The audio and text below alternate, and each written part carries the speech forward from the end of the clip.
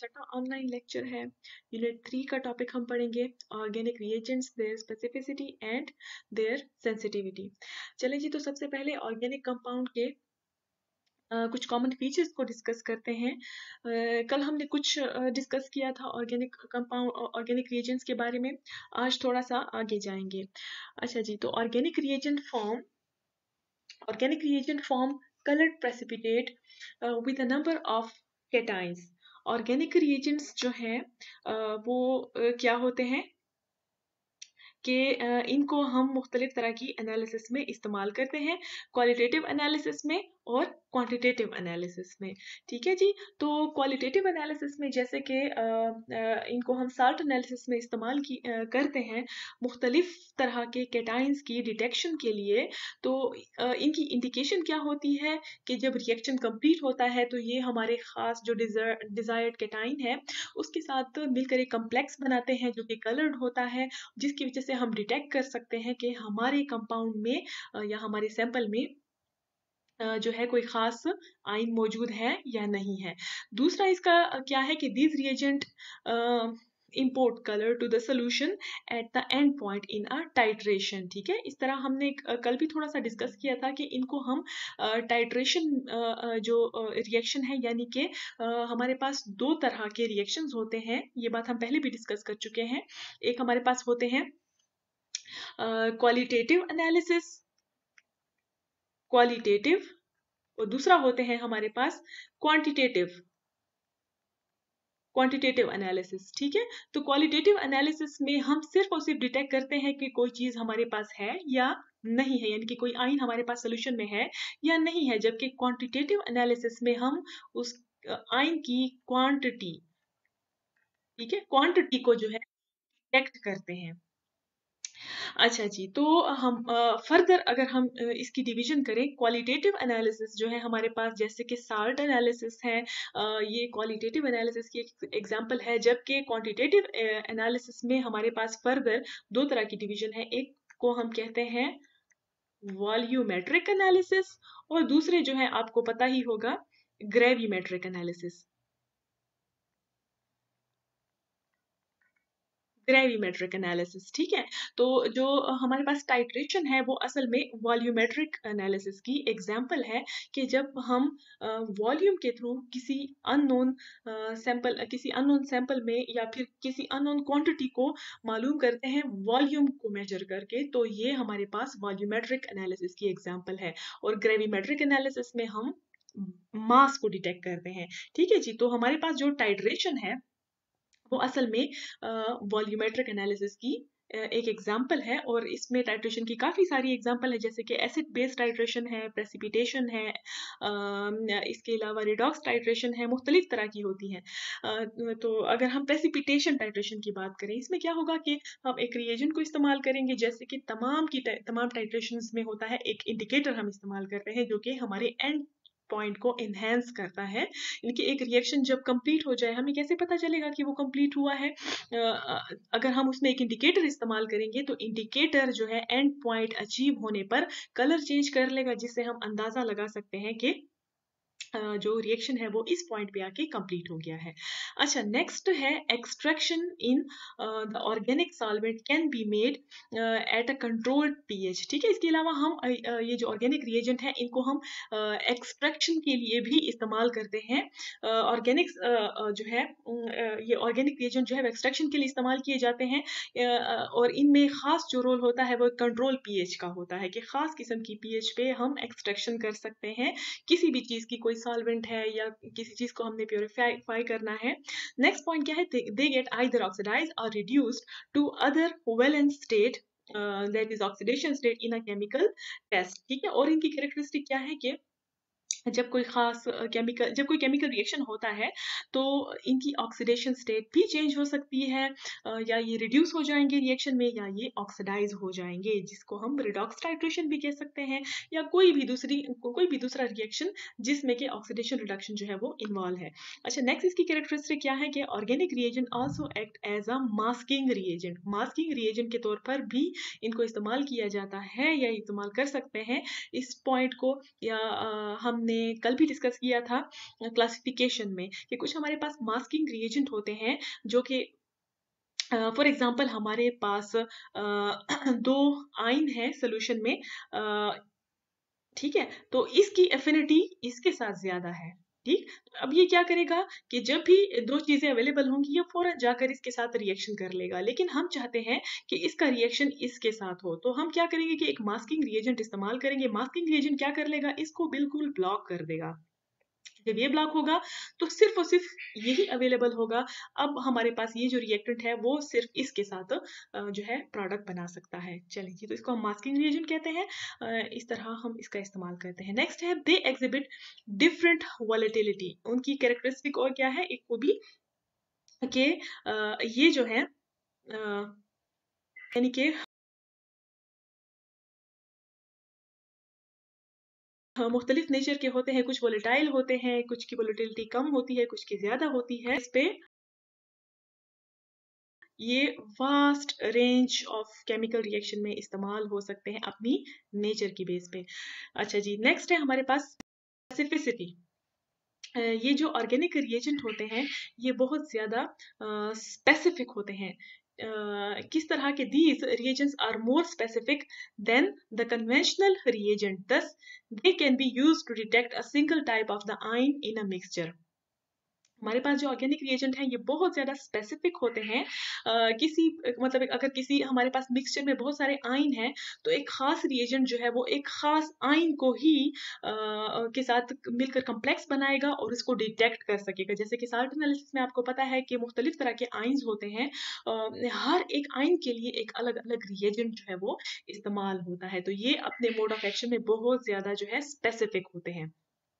ठीक है, नेक्स्ट क्या है, अगर हम इसकी एग्जांपल लेना चाहें, for example mixture of cobalt and निकल। अगर हमारे पास एक मिक्सचर है जिसमें कोबाल्ट और निकल दोनों मौजूद हों तो हम जो है इनका एक स्पेसिफिक ऑर्गेनिक रिएजेंट इस्तेमाल करेंगे जो इन दोनों को डिफ्रेंशिएट कर लेगा। निकल के लिए अपना होगा, कोबाल्ट के लिए अपना होगा। फॉर एग्जाम्पल अगर हम निकल की बात करें तो वो निकल को जो है सिर्फ निकल के साथ ही मिलकर कम्प्लेक्स बनाएगा या उसको प्रेसिपिटेट आउट कर देगा, कोबाल्ट को नहीं करेगा। इस तरह एल्यूमिनियम और आयरन अगर है तो इन दोनों में अगर कंपटीशन है, इन दोनों को भी वो अलग अलग से स्पेसिफाई कर लेगा। अच्छा जी, नेक्स्ट है कैडमियम और कॉपर में अगर इस तरह हो तो इन दोनों में से वो एक को रिएक्शन कर लेगा और दूसरा जो है वो रह जाएगा सोल्यूशन में ही। ठीक है, तो हम इस तरह इनकी सेपरेशन कर सकते हैं रिएजेंट की बेस पे। Specificity of the organic reagent is affected due to the presence of the impurity. ठीक है, लेकिन एक इसका जो डिसएडवांटेज है वो ये है कि इनकी स्पेसिफिसिटी जो है वो इम्प्योरिटी से बहुत ज्यादा इफेक्ट होती है, यानी कि बहुत ज्यादा स्पेसिफिक होते हैं। अब इसकी मिसाल हम इस तरह लेंगे कि आपको इसी में हम आगे पढ़ेंगे डीएमजी, डाइमिथाइल ग्लाइऑक्साइड। ठीक है, उसको हम निकल की डिटेक्शन के लिए इस्तेमाल करते हैं, निकल की एस्टिमेशन के लिए इस्तेमाल करते हैं। इसका प्रैक्टिकल भी आप लोग कर चुके हैं सेकेंड ईयर में। अच्छा जी, अब इसमें हमारे पास डीएमजी या डाइमिथाइल ग्लाइऑक्साइड की मुख्तलिफ फॉर्म्स होती हैं, alpha, beta and gamma form. अब ये बहुत ज्यादा स्पेसिफिक होते हैं अपने मोड ऑफ एक्शन में। इसमें सिर्फ अल्फा फॉर्म जो है वो निकल को प्रेसिपिटेट आउट कर सकती है या सिर्फ अल्फा फॉर्म ही उसके लिए एज अ रिएजेंट इस्तेमाल होती है, जबकि बीटा और गामा अगर मौजूद होंगे तो वो नहीं कर सकते हैं इसको प्रेसिपिटेट आउट। तो इस तरह ये अपने मोड ऑफ एक्शन में बहुत ज्यादा स्पेसिफिक होते हैं। चलिए जी, अगली स्लाइड की तरफ चलते हैं। हाँ जी, तो similarly using 8 hydroxy quinoline, magnesium could be precipitated specifically without co-precipitation of the sodium and potassium as in case with the inorganic phosphate or oxalate। ठीक है, तो अगर हम ऑक्जिलेट या फॉस्फेट को एज अ रिएजेंट इस्तेमाल करें जो कि इनऑर्गेनिक रिएजेंट है, तो क्या होगा, किस चीज के लिए, मैग्नीशियम की सेपरेशन या उसकी डिटेक्शन के लिए, क्वालिटेटिव एनालिसिस के लिए। तो इसका एक ड्रॉबैक ये है कि उस सोल्यूशन में अगर पोटाशियम या सोडियम मौजूद है तो वो भी साथ में प्रेसिपिटेट आउट हो जाएंगे। यानी आप सिर्फ मैग्नीशियम को डिटेक्ट करना चाहते हैं, अगर उस सोल्यूशन में पोटाशियम या सोडियम है तो वो भी इवन प्रेसिपिटेट आउट हो सकते हैं। तो यहाँ पे हमारे पास एक हम कह सकते हैं कि उसकी स्पेसिफिसिटी कम है और आपके पास जो रिजल्ट है इतना एक्यूरेट नहीं है। लेकिन अगर इसके बजाय 8 हाइड्रोक्सीक्विनोलिन को इस्तेमाल किया जाए तो बहुत ज़्यादा स्पेसिफिक है मैग्नीशियम के लिए और सिर्फ मैग्नीशियम को ही वो प्रेसिपिटेट आउट करेगा। ठीक है जी, चलें जी, तो नेक्स्ट उसकी तरफ हम आते हैं कि bye adjusting the pH of the solution it is possible to affect the precipitation of one constituent alone. By adjusting the pH condition, the other constituent can be precipitated. This doesn't happen generally with the inorganic reagent. ठीक है, अब यहाँ पे आगे इसके specificity in case of pH हो गई है कि जो ये जो है पीएच के लिए काफी स्पेसिफिक होते हैं कि एक खास आइन है वो एक खास पीएच पे ही आप उसको प्रेसिपिटेट आउट कर सकते हैं। अगर आप पीएच को चेंज करेंगे तो दूसरा आइन जो है वो आइन नहीं प्रेसिपिटेट होगा बल्कि उसकी जगह कोई और दूसरा आइन आप कर सकते हैं, जबकि ये चीज आपको इनऑर्गेनिक रिएजेंट्स में नजर नहीं आती है। चलें जी, नेक्स्ट उसकी तरफ चलते हैं।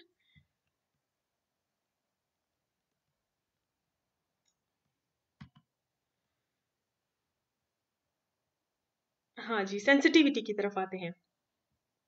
तो सेंसिटिविटी में ये जो ऑर्गेनिक रिएजेंट्स होते हैं ये बहुत ज़्यादा सेंसिटिव होते हैं।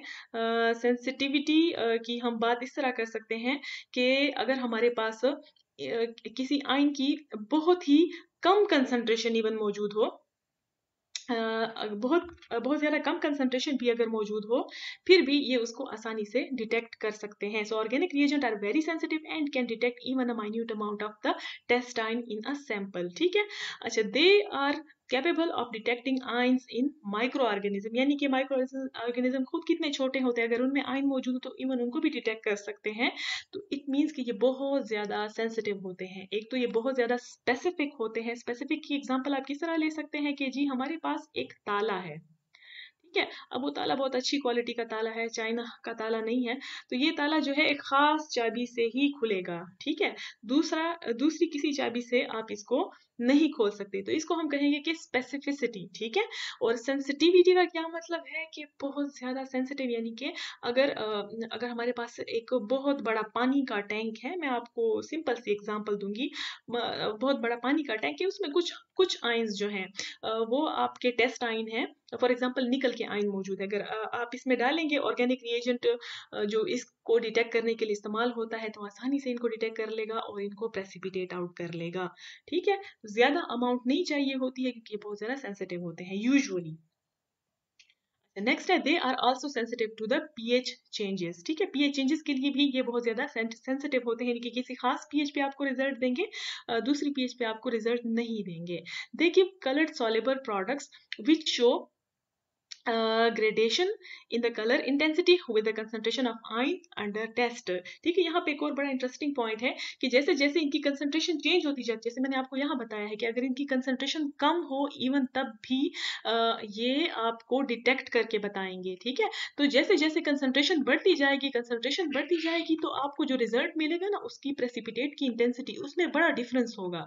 ठीक है, कम कंसंट्रेटेड होगा तो इसकी इंटेंसिटी कम होगी, जैसे जैसे कंसंट्रेशन ज्यादा होती जाएगी तो प्रेसिपिटेट का कलर ज्यादा इंटेंस हो जाएगा। तो इस फिनोमेना को हम कलोरीमेट्रिक एनालिसिस में इस्तेमाल करते हैं। कलोरीमेट्रिक एनालिसिस बेस इसी चीज पे होते हैं कि कलर से आपके पास रिजल्ट आता है, पूरी उसकी अपनी एक प्रिंसिपल है, उसकी तरफ हम नहीं जाएंगे। तो सिंपली बस हम कलर की इंटेंसिटी से, यानी कि किस तरह लेमडा मैक्सिमम को एब्जॉर्ब करके ये जो कलर सोल्यूशन होते हैं इनकी इंटेंसिटी से आप अंदाजा लगा सकते हैं कि इसमें कितना आयन है। जितना ज्यादा इंटेंस होगा उतनी ज्यादा कंसंट्रेशन होगी, और जितना कम इंटेंस होगा तो उतनी इसकी जो कंसंट्रेशन है वो कम होगी। ठीक है, चले जी नेक्स्ट स्लाइड की तरफ चलते हैं।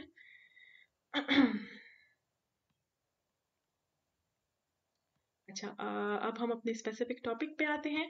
पहला जो हमारे पास ऑर्गेनिक रिएजेंट है वो है डाइमिथाइल ग्लाइऑक्साइम। ठीक है जी, डाइमिथाइल ग्लाइऑक्साइम। अच्छा जी, डाइमिथाइल ग्लाइऑक्साइम जो है इसको डिस्कवर किया गया था 1905 में, और इट वाज यूज्ड बाय ओब्रंग की 1907 फॉर डिटर्मिनेशन ऑफ द निकल इन स्टील। तो सबसे पहले जो है स्टील में जब निकल की इम्प्योरिटी मौजूद हो उसकी डिटेक्शन के लिए जो है या उसकी अमाउंट को मेजर करने के लिए, नहीं जाहिर बात है स्टील एक अलॉय है, आप एक खास क्वांटिटी में या एक खास रेशो में इसमें एलिमेंट्स डालेंगे, मेटल्स डालेंगे, तभी स्टील की खास क्वालिटी बनेगी। तो उसमें कितना निकल डाला हुआ है इसका अंदाजा फिर लगाया जाता था डीएमजी से। So we obtain a red chelate compound when the reagent react with the nickel plus 2 in ammonical solution। चले जी, अच्छा अब होता क्या है, ये है आपके पास डीएमजी का स्ट्रक्चर। डीएमजी का स्ट्रक्चर किस तरह है कि ये carbon carbon single bond, nitrogen इनके साथ डबली बॉन्डेड है, यहाँ आपको 2 हाइड्रोक्सिल ग्रुप नजर आएंगे और इसके अलावा 2 मिथाइल ग्रुप। तो ये इसका स्ट्रक्चर है, ठीक है। अच्छा अब यहाँ पे जो डोनेशन होती है वो बड़ी इंटरेस्टिंग बात है, ऑक्सीजन भी कर सकता है लेकिन ऑक्सीजन से नहीं होती, डोनेशन जो है वो नाइट्रोजन से होती है। और ये बाइडेंटेट है। बाइडेंटेट लिगेंड का क्या मतलब है कि एक ही जो हमारे पास ये लिगेंड है, पूरा का पूरा लिगेंड, ये 2 जगहों से डोनेशन कर सकता है। आपका जो सेंट्रल मेटल एटम है या केटाइन है उसको 2 जगहों से डोनेशन कर सकता है, इलेक्ट्रॉन डोनेट कर सकता है, एज अ लेविस बेस जो है ये एक्ट कर सकता है, ठीक है। चले जी अब आते हैं इसके मोड ऑफ एक्शन या इसका जो बड़ा फेमस एग्जांपल है ग्रेविमेट्रिक एनालिसिस में, वो है निकल डीएमजी या फिर निकल की एस्टिमेशन में इसका इस्तेमाल। चलिए आते हैं इसकी तरफ।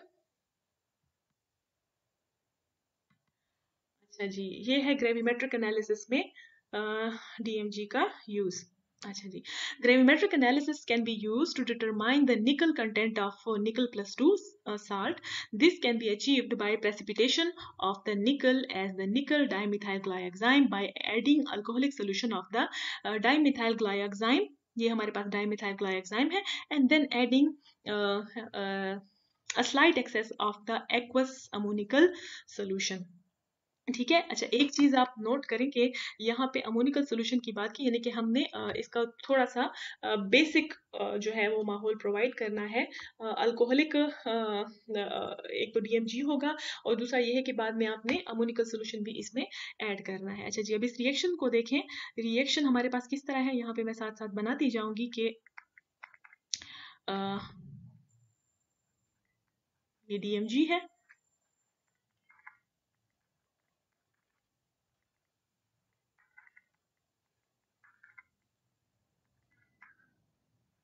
Plus nickel plus 2। अगर आपके पास प्लस 2 ऑक्सीडेशन स्टेट में है निकल, तो डीएमजी जो है उसको आसानी से डिटेक्ट करेगा। कैसे करेगा भाई, कि ये इसके साथ कॉम्प्लेक्स बना लेगा, ठीक है। किस तरह बनाता है इसकी ऑक्सीडेशन स्टेट को मैं आपको बाद में बताती हूँ, फिलहाल मैं इसका स्ट्रक्चर बनाती हूँ। बल्कि स्ट्रक्चर आप लोग इधर से ही देख लें कि ये हमारे पास सेंट्रल एटम है निकल, और ये देखिए ये हमारे पास हो गया है एक डाइमिथाइल ग्लाइऑक्साइड, ठीक है, और इस साइड से हो गया है हमारे पास दूसरा डाइमिथाइल ग्लाइऑक्साइड, ठीक है। चलिए अब एक चीज आप नोट करें कि इधर हमारे पास या यहाँ देख लें, दोनों जो हमारे पास ये डाइमिथाइल ग्लाइऑक्साइड है इसमें 2 हाइड्रोक्सिल ग्रुप मौजूद हैं, ठीक है, 2 हाइड्रोक्सिल ग्रुप मौजूद है। लेकिन जब आप एक को देखेंगे, एक के साथ हाइड्रोजन है, दूसरे का जो हाइड्रोजन है वो रिएक्शन के दौरान लॉस हो गया। दूसरे ग्रुप में भी इसी तरह है, 2 डाइमिथाइल ग्लाइऑक्साइड जो है वो निकल को सराउंड करते हैं। ये देखिए डोनेशन कहाँ से हो रही है, नाइट्रोजन से, ऑक्सीजन इसमें पार्टिसिपेट नहीं कर रहा, ठीक है। अब यहाँ पे एक चीज नोट करें, देखें ये एक डाइमिथाइल ग्लाइऑक्साइड का ऑक्सीजन है जिसने हाइड्रोजन लॉस कर लिया है, तो इस पे नेगेटिव चार्ज आ गया था। ये नेगेटिव चार्ज दूसरे डाइमिथाइल ग्लाइऑक्साइड के हाइड्रोजन के साथ हाइड्रोजन बॉन्डिंग बना लेगा। इस तरह यहाँ देखिए इसने भी हाइड्रोजन लॉस किया है तो इस पे नेगेटिव चार्ज, और ये अगले के साथ हाइड्रोजन बॉन्डिंग बना लेगा। और ये देखिए ये दो हाइड्रोजन जो हाइड्रोक्सिल जो है जो लॉस हुए थे वो आपको यहाँ पे नजर आ रहे होंगे। और अगर हमारे पास एक बेसिक सोल्यूशन है तो उसके हाइड्रोक्सिल के साथ कंबाइन होकर ये वाटर बना लेगा। अच्छा अब आगे चलते हैं।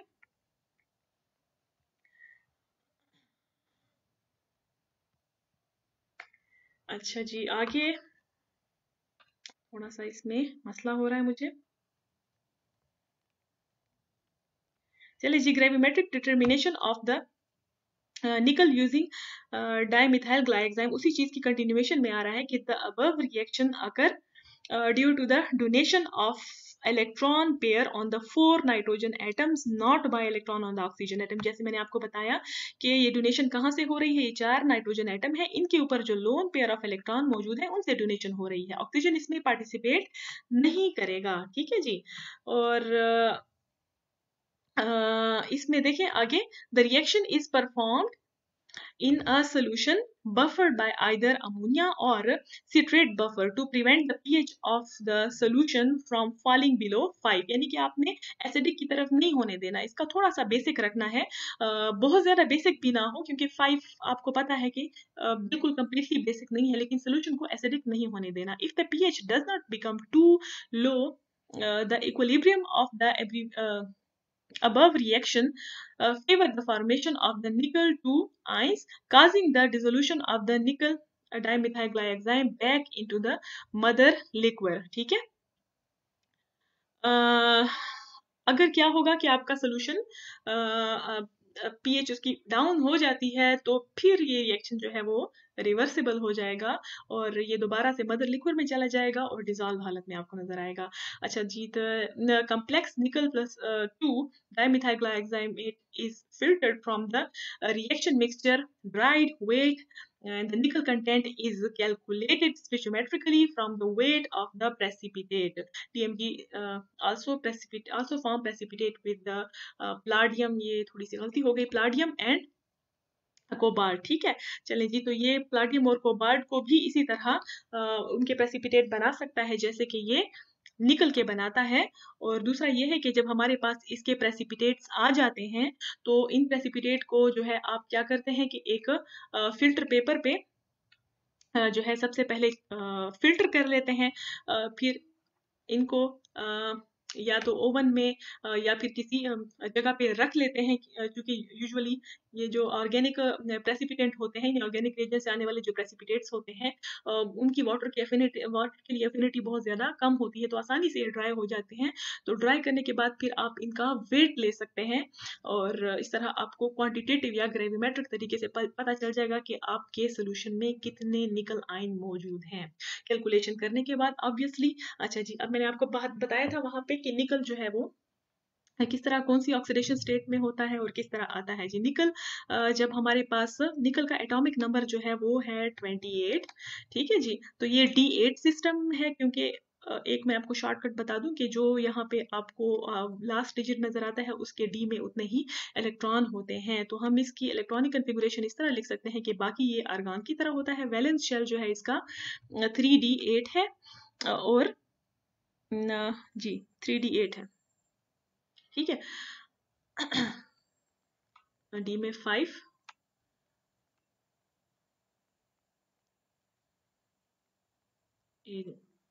एट इलेक्ट्रॉन हो गए हैं 5 ऑर्बिटल्स में।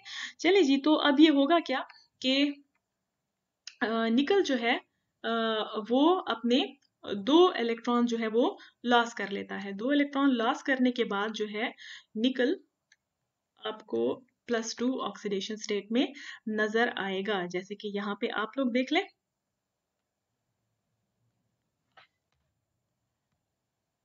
हाँ जी, यहाँ पे आप लोग देख लें, ये 2 इलेक्ट्रॉन जो है लॉस हो गए हैं। अब यहाँ पे एक्चुअली एस का मैंने आपको नहीं था बताया, इसके एक इलेक्ट्रॉन जो है वो इसका एस में भी होता है। तो एस का इलेक्ट्रॉन जो है वो इसके 2 इलेक्ट्रॉन रिमूव होने के बाद जो है इसके इलेक्ट्रॉन जो है वो यहाँ पे शिफ्ट हो जाते हैं। ठीक है, तो इनकी शिफ्टिंग के बाद जो है हमारे पास एक डी अभी भी जो है वो एम्प्टी है। तो अभी होगा क्या कि हमारे पास देखें कितने इलेक्ट्रॉन्स की डोनेशन हो रही है, 4 electronic pair, 1 2 3 4 4 nitrogen electronic pair जो है इलेक्ट्रॉनिक पेयर को डोनेट करते हैं। तो हमारे पास देखें टोटल कहाँ से डोनेशन स्टार्ट हो गई है, एक डी का है और एक एस और 2 पी। ठीक है, तो हमारे पास जो हमारी हाइब्रिडाइजेशन आएगी वो क्या होगी, DsP2।